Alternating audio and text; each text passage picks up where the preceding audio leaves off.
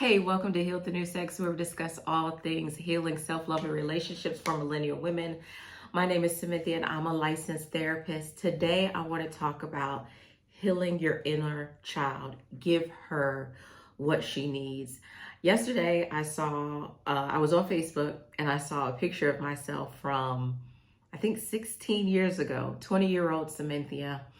And listen, I'm not tech savvy, y'all, so I'm gonna show you the picture. I'm not tech savvy. So the other people who know how to insert a photo, I don't know how to do that. But ain't she cute? Look at her. So this was on, sorry, the ring. This was on Facebook yesterday. And as I looked at 20-year-old Cynthia, first of all, I couldn't believe, well, I've been 16 years. It just feels like yesterday. But I immediately got angry because of the situation, how her life was at that time. And even though I'm a therapist, right? Many of you may know, especially if you're in therapy and your therapist is transparent with you, almost every therapist themselves or anyone in like the healing space at one point went through their own healing journey, at one point had a painful life experience. And as I was looking at 20-year-old Cynthia, who was at an inaugural ball, that's why I had that dress on, who couldn't afford that dress. So to be honest, the tag was still on. I was wearing the dress, but the tag was still on because I was working at a company, a retail store, and in order to return the dress, you had to keep the tag on. So the tag was still on because I couldn't afford it. I was in college, but I was in my first of many toxic relationships. And while I'm in the picture, I'm smiling. I got my body was tea.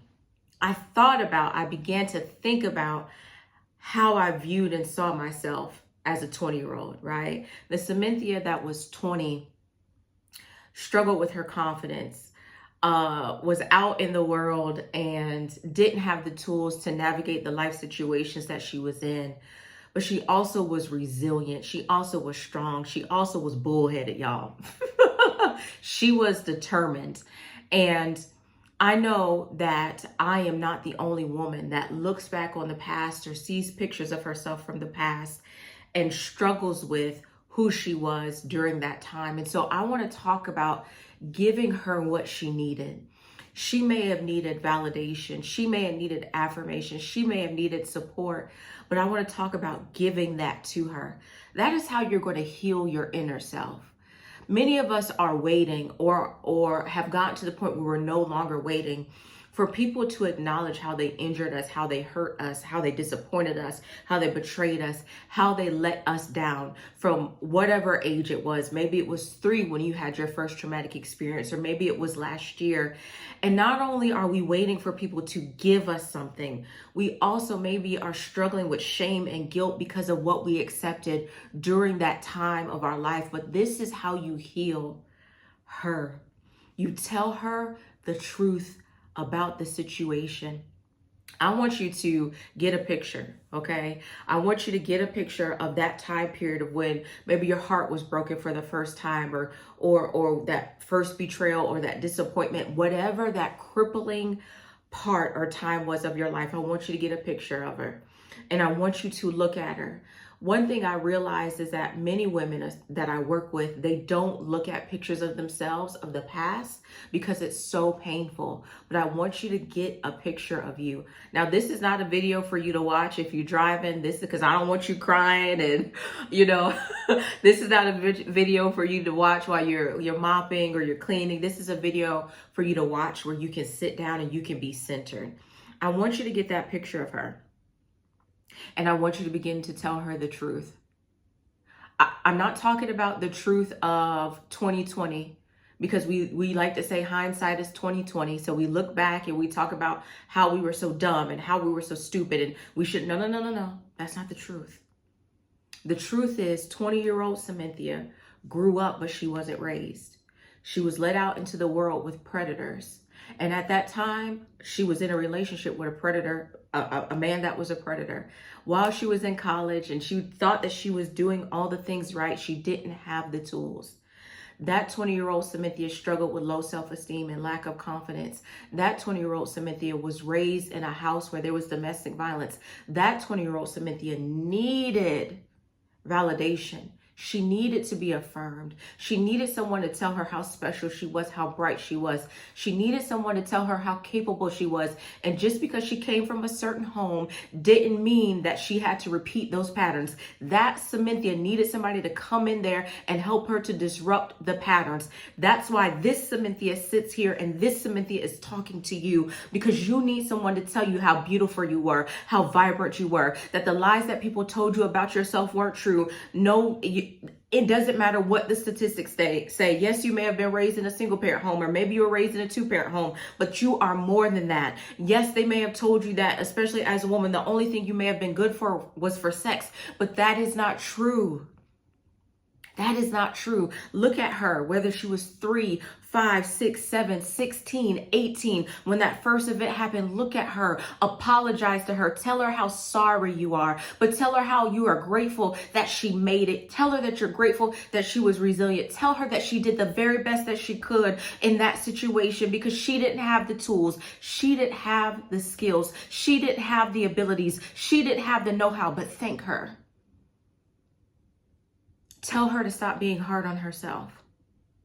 Tell her to give herself grace, compassion, mercy, and then give it to yourself. Receive it for you. Because what 20-year-old Cynthia needed, 36-year-old Cynthia needs too. And as I say my name, replace my name with your name. This is how you heal. It's not your fault. There was nothing you did to cause it. Release it. Let it go. Forgive yourself if you feel like you need to forgive yourself. Breathe. Let the weight get off of your shoulders and off of your back. The feeling that you let people down and disappointed people, let it go. Give her what she needs. Tell her the truth about her brilliance. Tell her truth about the heartbreak, but also tell her about all the good things that have happened to her, all the things that she will overcome. Tell her that she is loved, but also watch her embrace you. Watch her wrap her arms around you and tell you how it was okay, and how she understands that she was there when you walked across the aisle, when you walked across the stage, when you felt the pain of your heart breaking. She was there and she understands. But give her what she needs, because nobody can give her what she needs but you. You are the only one that can give it to her. You are the only one that can approve her. You are the only one that can validate her.